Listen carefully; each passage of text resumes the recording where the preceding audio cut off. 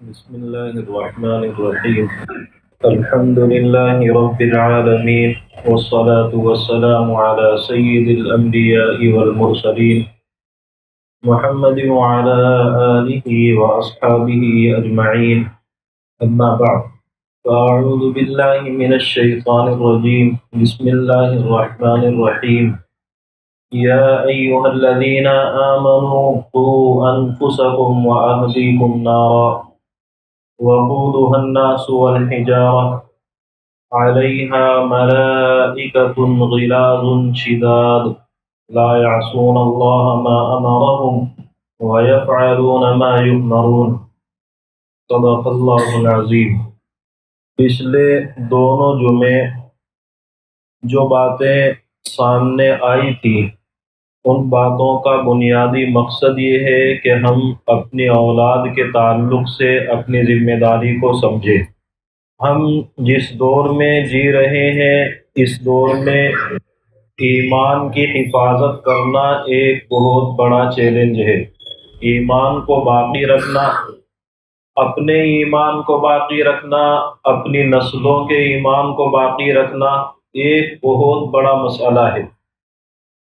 اور ابھی یہ بات غنیمت ہے کہ ہمیں کم از کم اس چیز کا کچھ نہ کچھ احساس ہے، کم از کم کچھ نہ کچھ ہمارا دل ہمارا ساتھ دیتا ہے کہ ہم اپنے ایمان کی بقا کے لیے، ہم اپنے ایمان کی حفاظت کے لیے، اس کو بنانے کے لیے، اس کو بچانے کے لیے کچھ کوشش کریں.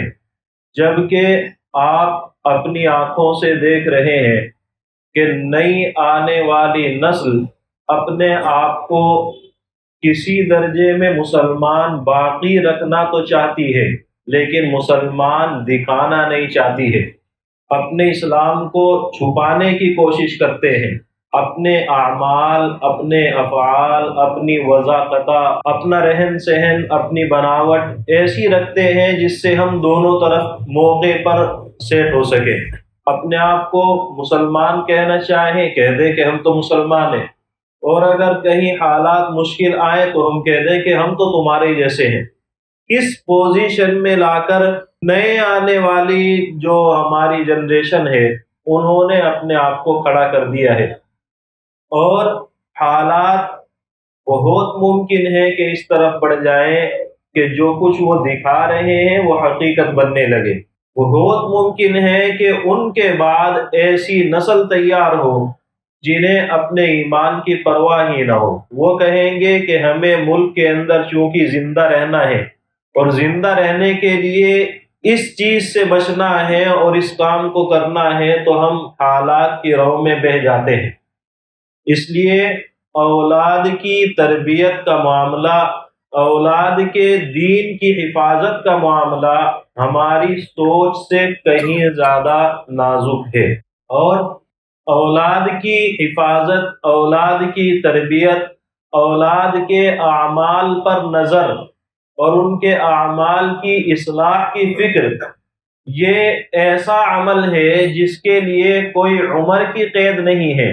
آپ 2 سال تک کریں گے، 10 سال تک کریں گے، 20 سال تک کریں گے، کچھ بھی نہیں ہے. جب تک آپ ماں باپ ہیں آپ کی ذمہ داری ہے کہ اپنی اولاد کے دین کی فکر کریں، اپنی اولاد کی غلطیوں پر نظر رکھیں، ضرورت پڑنے پر ٹوکیں، روکیں، سختی کریں. جس ڈھنگ سے آپ ان کو صحیح راستے پر لانے کی کوشش کر سکتے ہیں وہ کوشش کرنا آپ کی ہر عمر میں ضروری ہے. اللہ کے رسول صلی اللہ علیہ وسلم کے ایک صحابی ہیں حضرت عبداللہ ابن عمرو بن العاص رضی اللہ عنہ. بہت نیک ہیں، بہت اللہ والے ہیں، اعلیٰ درجے کے صحابی ہیں. ان کے والدین نے ایک مرتبہ محسوس کیا، ایسا لگتا ہے کہ ہمارا بیٹا پوری رات تہجد میں گزار دیتا ہے، دن بھر روزہ رکھتا ہے. نتیجہ کیا کہ ہماری بہو صرف ہماری بہو ہے، اس کی بیوی ہے ہی نہیں. یعنی اس نے اپنی بیوی کے حقوق ادا کرنے پر توجہ نہیں دی ہے. یہ عمل رات کا ہے، تنہائی کا ہے، لیکن والدین کی نظر اپنے بیٹے پر اتنی ہے کہ ان دونوں کے معاملات سے، ہمارے بیٹے کی شب بیداری سے، اس کی رات بھر کی عبادت سے اندازہ یہ لگتا ہے کہ یہ اپنے حقوق ادا نہیں کر رہا ہے۔ چنانچہ اللہ کے رسول صلی اللہ علیہ وسلم کی خدمت میں پہنچے اور جا کر کے بتایا صورتحال گھر میں یہ ہے۔ اللہ کے رسول صلی اللہ علیہ وسلم نے سننے کے بعد جب عبداللہ ابن عمرو رضی اللہ عنہ اللہ کے رسول کی خدمت میں حاضر ہوئے، آپ نے ان سے پوچھا کہ مجھے ایسے ایسے خبر ملی ہے، صحیح ہے؟ انہوں نے کہا یا رسول اللہ ہوتا تو یہی ہے، میں رات بھر عبادت کرتا ہوں، تہجد پڑھتا ہوں، اللہ کے سامنے گریہ وزاری کرتا ہوں، پوری رات اس میں گزر جاتی ہے اور پورا دن روزہ رکھتا ہوں۔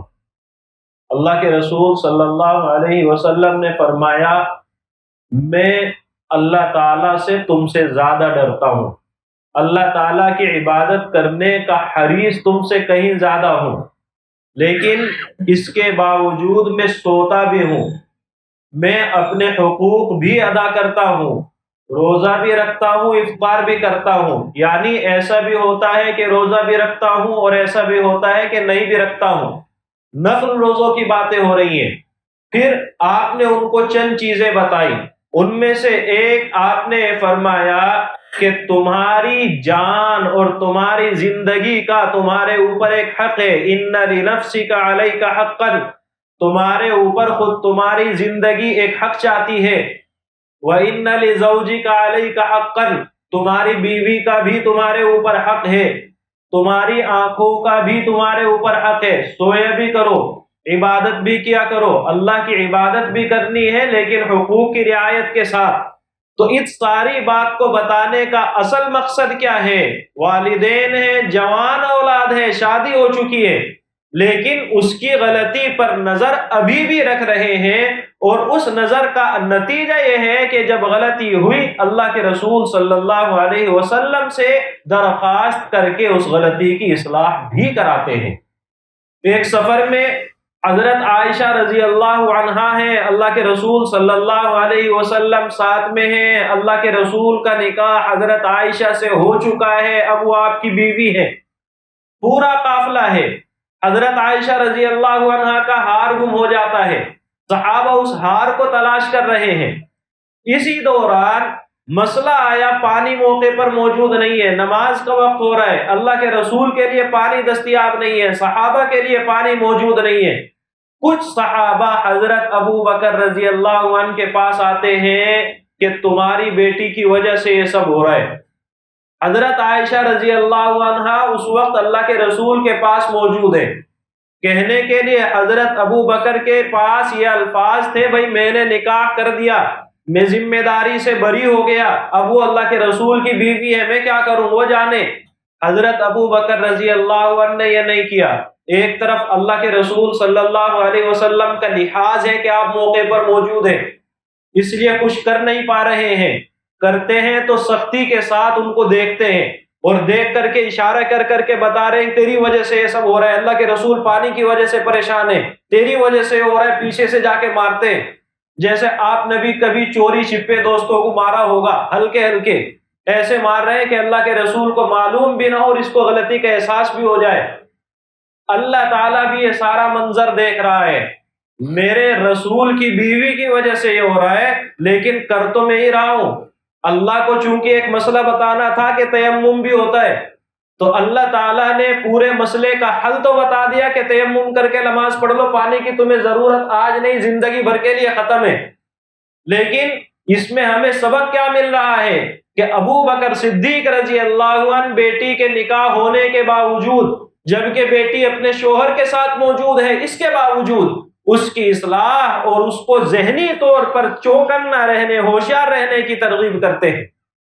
تو والدین جب تک حیات ہیں تب تک وہ والدین ہیں، اولاد کو چاہیے کہ ان کو والدین کا مقام دے، اور والدین کو بھی چاہیے کہ اپنے والدین ہونے کا حق ادا کریں، اولاد کی غلطی پر نظر رکھیں، اولاد کا معاملہ کدھر کدھر چل رہا ہے، کیا خرید رہا ہے بیٹا، کیا بیچ رہا ہے، کیا انکم ہے، کہاں خرچ ہو رہا ہے، پتہ ہونا چاہیے۔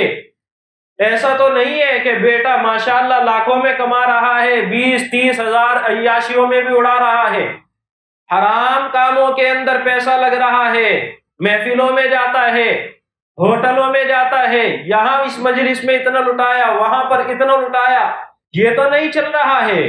یہ نگاہ رکھنا والدین کی ذمہ داری ہے۔ بیٹا کماتا بہت اچھا ہے، کن لوگوں کے ساتھ میں ہے؟ کیا ایسے دوست تو ساتھ میں نہیں ہیں جو اس کو محفلوں میں لے کر کے جاتے ہیں، جو اس کو ہوٹلوں میں لے کر کے جاتے ہیں، جو اس کو رات رات بھر کی مجلسوں میں لگاتے ہیں؟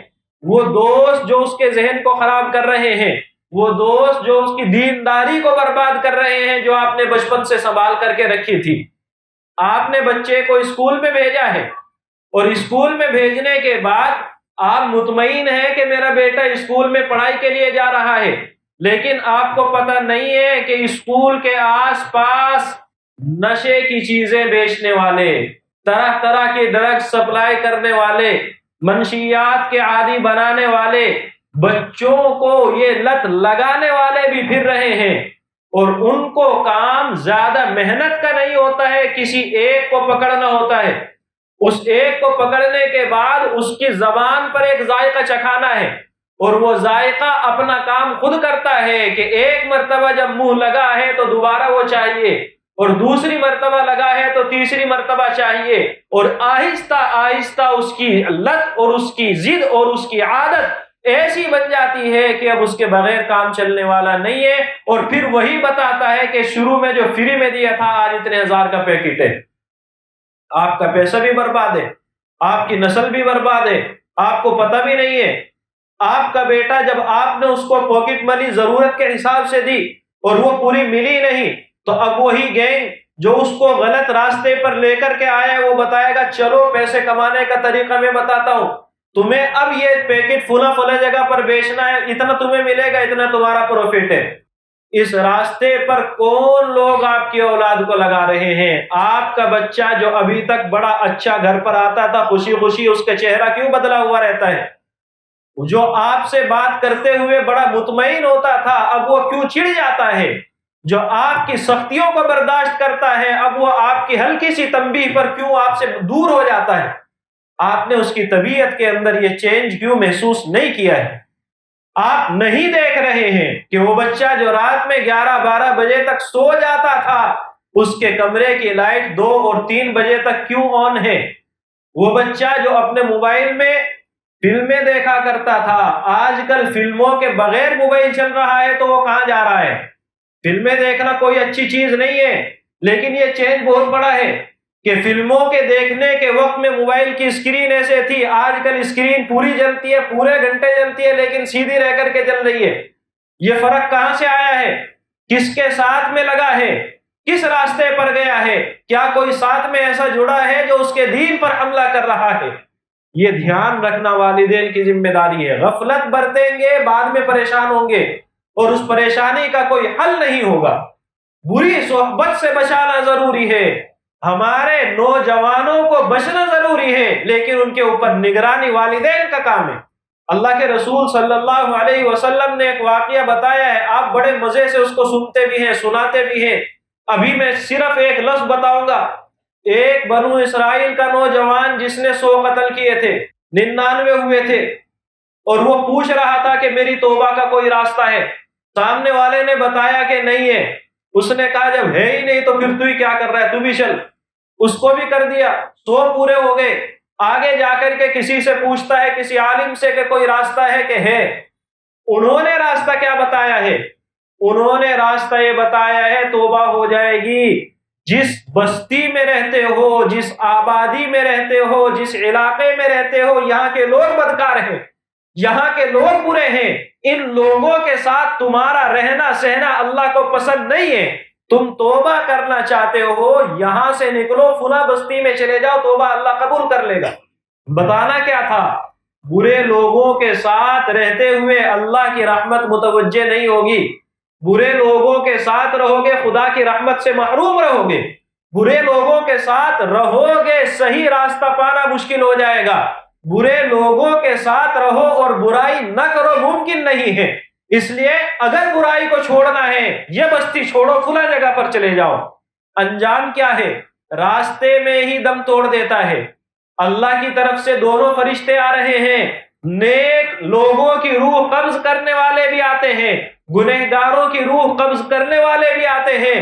جو نیک لوگوں کو لے جانے والے ہیں وہ کہہ رہے کہ ہم لے کے جائیں گے کیونکہ توبہ کے راستے پر نکل چکا ہے، اور جو برائی کے راستے پر چلنے والوں کی روح قبض کرتے ہیں وہ کہہ رہے ہم لے جائیں گے کیونکہ ابھی تک برا تھا، اس بستی میں پہنچا نہیں ہے، اس لیے اس کی توبہ قبول نہیں ہوئی ہے۔ اللہ کی طرف سے فیصلہ یہ ہوتا ہے، دیکھو کس کے قریب ہے، دونوں بستیوں میں سے، دونوں آبادیوں میں سے کس کے قریب پہنچا ہے۔ ناپ کر کے جب اندازہ ہوا تو معلوم ہوا کہ نیک لوگوں کے قریب پہنچ چکا ہے۔ اللہ کہتا ہے میری رحمت اس کے لیے ہے اور اس کی مغفرت میں کرتا ہوں۔ بتانا کیا ہے؟ برے لوگوں کے ساتھ رہنے سے خدا کی رحمت سے دور ہو جاتے ہیں، اور جب اللہ کی رحمت ساتھ میں نہیں ہے پھر آپ کی کوششوں سے بھی کچھ ہونے والا نہیں ہے۔ اس لیے ہماری ذمہ داری، ہر شخص کی ذمہ داری، جہاں بذات خود یہ ہے کہ وہ برائیوں سے بچے، وہی والدین کی ذمہ داری ہے کہ اپنی اولاد کی بری صحبتوں پر نظر رکھے، برے دوستوں پر نظر رکھے۔ آپ کو پتا ہونا چاہیے کون دوست ہے اور کون دوست کی شکل میں اس کو برباد کرنے والا جراثیم اس کے ساتھ میں لگے ہوئے۔ آپ ان کو بتائیں یہ آدمی غلط ہے، آپ ان کو بتائیں کہ ان لوگوں کے ساتھ میں رہنے سے آپ کی ذہنی ہیلتھ خراب ہونے والی ہے، آپ ان کو بتائیں کہ آپ کی سوشل لائف خراب ہوگی، ان لوگوں کے ساتھ رہو گے، لوگوں کے نزدیک تمہارا وقار ختم ہو جائے گا۔ اس لیے ہماری ذمہ داری، پہلی ذمہ داری جس کو آپ کہہ لیں کہ جب اولاد سمجھدار ہو جاتی ہے، جب اولاد دوست بنانا شروع کر دیتی ہے، اب والدین کا کام یہ ہے کہ دوستوں کو دیکھیں کون ہے، والدین کا کام یہ ہے کہ اس کے اٹھک بیٹھک کو دیکھیں کدھر ہو رہی ہے، والدین کا کام یہ ہے کہ موبائل کا استعمال کس طرح سے ہو رہا ہے اس پر دھیان رکھیں۔ یہ تو ہر اس شخص کی ذمہ داری ہے جس کو اللہ تعالیٰ نے اولاد دی ہے، وہ اولاد بیٹے کی شکل میں ہو یا وہ اولاد بیٹی کی شکل میں ہو۔ یہ دھیان جب آپ نے رکھنا شروع کر دیا، حلال کمائی میں سے اس کے اوپر آپ نے خرچ کیا، پچھلے ہفتے یہ بات آئی تھی، اس کو پاکٹ منی دیں، کہاں خرچ کر رہا ہے یہ دھیان رکھیں، ضرورت کے بقدر خود دیں، ایسا نہ ہو کہ وہ اپنی ضرورتیں غلط لوگوں سے پوری کرنے لگ جائیں۔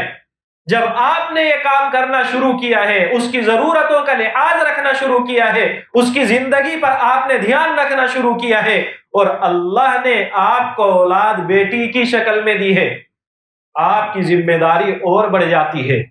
آج کا معاشرہ صرف یہ نہیں ہے کہ وہ ہوس کا پجاری ہے، آج کا معاشرہ ایک منظم راستے پر چل رہا ہے، ایک پورے پلان کے ساتھ میں کام کر رہا ہے۔ کس طریقے سے نسلوں کو برباد کرنا ہے یہ ایک الگ کام ہے، اور کس طریقے سے ان کی نسلوں کے ایمان کو خراب کرنا ہے یہ دوسرا کام ہے، اور دونوں پر محنت پوری ہے۔ اس لیے ہماری ذمہ داری دونوں طرف ہے۔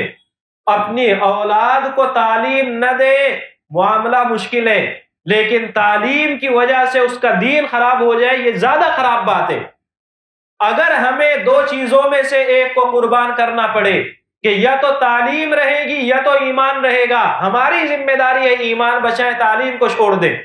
لیکن اگر دونوں چیزیں پاسبل ہیں، دونوں چیزیں ممکن ہیں کہ ان کی تعلیم بھی باقی رہے اور اللہ کرے کہ ان کی تعلیم کے ساتھ ان کا ایمان بھی محفوظ رہے، تو وہ باتیں جو اب سے پہلے سامنے آئی تھی ان سب باتوں پر بھی دھیان رکھیں، اور اس کے ساتھ ساتھ اپنی بچیوں کی تعلیم میں خاص طور سے توجہ دیں۔ بچیاں پڑھنے کے لیے جاتی ہیں، خاص طور سے والدین کی ذمہ داری ہے۔ بچی بڑی ہو گئی ہے، پوری کوشش کریں، پہلی کوشش تو ہونی چاہیے کو ایجوکیشن کے بارے میں، پہلی کوشش ہونی چاہیے بحیثیت مسلمان ہونے کے کہ ہمارے پاس کوئی تو ایسا سمجھدار آدمی ہو۔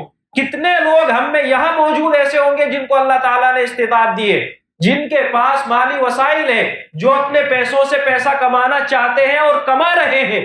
اگر ان لوگوں کو اللہ تھوڑی سی سمجھ دے دے اور وہ اپنی کمائی کا راستہ اسکول کو بنا لے، آپ اسکول بہترین کمائی کا ذریعہ، اس چیز کا یقین کریں۔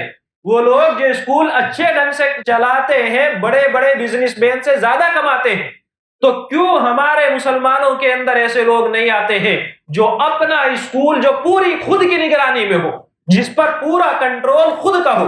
ایسے لوگ کیوں سامنے نہیں آتے ہیں؟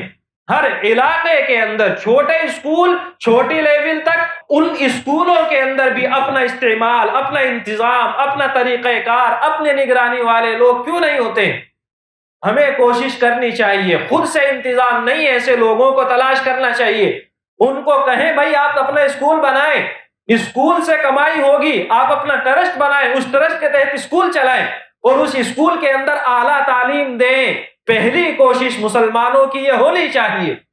آپ کے پاس ایسے کالجز ہیں، بھلے ہی 2-4 ہوں لیکن ہیں، جہاں بچیوں کی تعلیم آپ اچھے ڈھنگ سے کرا سکتے ہیں سیپریٹلی، لیکن چھوٹے لیول پر آپ کے پاس اسکول نہیں ہے، اس کی کوشش کیوں نہیں ہوتی ہے؟ تو یہ کوشش ہو، اور اس کے بعد اگر نہیں ہو رہی ہے، جب تک نہیں ہے تب تک والدین کی ذمہ داری ہے بچی کو اسکول تک لے جانے اور اسکول سے واپس لانے میں ساتھ آپ خود ہونے چاہیے۔ کلاس کے اندر بچی گئی ہے تب تک آپ کی ذمہ داری ہے ساتھ میں رہنے کی، کلاس سے باہر بچی نکل رہی ہے تب تک آپ کی ذمہ داری ہے گھر تک واپس آنے کی۔ اگر یہ کام آپ نہیں نبھا سکتے، تعلیم دینے کی ضرورت نہیں ہے۔ میری بچی میری نظر میں سب سے بڑی متقی ہے، سب سے بڑی پارسا ہے، سب سے بڑی نیک اللہ کی ولی ہے۔ آپ کی بچی آپ کی نظر میں بہت بڑی اور بھروسے کے لائق ہے، لیکن حقیقت میں کیا ہے یہ اللہ جانتا ہے، اس کا انجام کیا ہونے والا ہے اللہ جانتا ہے۔ آپ قسم کھا کر کے اپنے آپ سے نہیں کہہ سکتے ہیں کہ آپ موقع ملنے پر نیک بن کر کے رہ جائیں گے، تو پھر آپ اپنی اولاد کے بارے میں کیسے ذمہ داری لے سکتے ہیں کہ حالات کا شکار وہ نہیں ہوگی؟ اس لیے ذمہ داری پہلی یہ ہے کہ گھر سے نکلنے کے وقت آپ کی بچی پر آپ کی نظر ہو۔ اگر آپ نے اس کو فون دیا ہے، فون اس کو بتا دے آپ کا فون آپ کا صرف ضرورت کے استعمال کے لیے ہے، ضرورت کے علاوہ کچھ بھی کرو گے آپ کے فون پر نگاہ ہماری ہوگی، ہمیں پتا ہوگا کون تمہارے دوست ہے، ہمیں پتا ہوگا کون کون سے سوشل نیٹ ورک تم استعمال کرتی ہو اور اس میں کن کن لوگوں سے تمہارا تعلق ہے۔ یہ کام وہ ہے جو کرنے کے ہیں اور کرنے چاہیے اور کرنے پڑیں گے۔ اور جب آپ نے یہ سارے کام کر لیے، اس کے بعد آپ کی ذمہ داری ہے کہ ان بچیوں کی ذہن سازی کرے۔ ان بچیوں کو باپ عام طور سے بچی کے لیے اتنا قریب کا دوست نہیں بنتا ہے، لیکن ماں بنتی ہے۔ آپ کی ذمہ داری ہے اپنی اہلیہ کو سمجھائیں، بچی کی جتنی پکی کوئی دوست کالج کے لیول پر بن سکتی ہے، جتنے اس کی ہم عمر کوئی لڑکی اس کے قریب آ سکتی ہے، اتنے قریب تم جاؤ۔ جس لیول پر وہ باتیں کر سکتی ہے اس لیول پر باتیں کرو۔ جو کچھ معاشرے میں چل رہا ہے اس کو بتاؤ، یہ ہو رہا ہے۔ ہزاروں واقعات آپ کے سامنے آتے ہیں، فلاں بچی فلاں سازش کا شکار بنی ہے۔ آپ کا کام کیا ہے؟ جو کہانی یہاں تک ہے، ماں کو چاہیے وہ کہانی آخر تک بتائے، اس کہانی کا اینڈ کیا تھا وہ بتائیں۔ آپ کے سامنے جہاں یہ واقعہ آتا ہے کہ فلاں لڑکی فلاں کے ساتھ چلی گئی ہے، مشکل سے 6 مہینے سال بھر کے بعد یہ بھی آ جاتا ہے کہ اس کا انجام یہ تھا۔ آپ کی ذمہ داری ہے اپنی بچی کو باقاعدہ بتائیں۔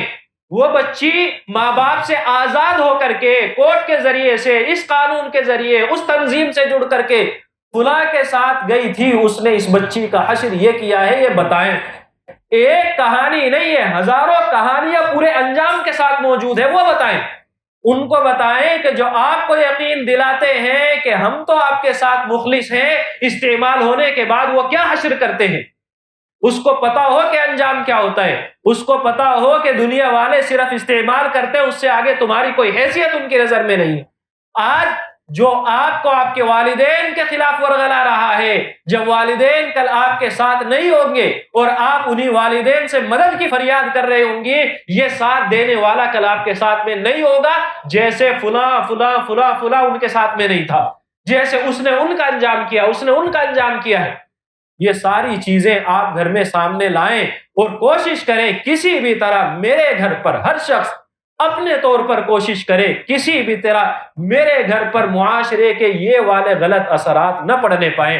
اللہ تعالیٰ سے دعا بھی کریں، والدین جب اولاد کے حق میں دعا کرتے ہیں اللہ سنتا ہے، اور اللہ سنتا ہے، آج نہیں کل اس کا نتیجہ سامنے آتا ہے۔ نصیحت کرتے رہیں. وذکر فإن الذکریٰ تنفع المؤمنین، اپنی بچی کو مومن سمجھے، اپنے بچے کو مومن سمجھے. آپ نے ان کے ایمان پر محنت کی ہے تو یقین بھی کریں، اور جب مومن سمجھ لیا ہے تو اللہ کہتے ہیں مومنین کو نصیحت سے فائدہ ہوتا ہے. تو پہلا کام ان کو سمجھانے کا ہے، اور دوسرا کام اپنا معاملہ خدا کے سامنے رکھنے کا ہے. اے خدا، اولاد پر جو صحیح ڈھنگ سے میں کوشش کر سکتا تھا وہ میں نے کی ہے، اب ان کی حفاظت تیرا کام ہے. جب آپ اللہ کے سامنے اپنا مسئلہ رکھیں گے اللہ محروم نہیں کرے گا. اللہ تعالی ہم سب کو سمجھنے کی، عمل کرنے کی توفیق عطا فرمائے.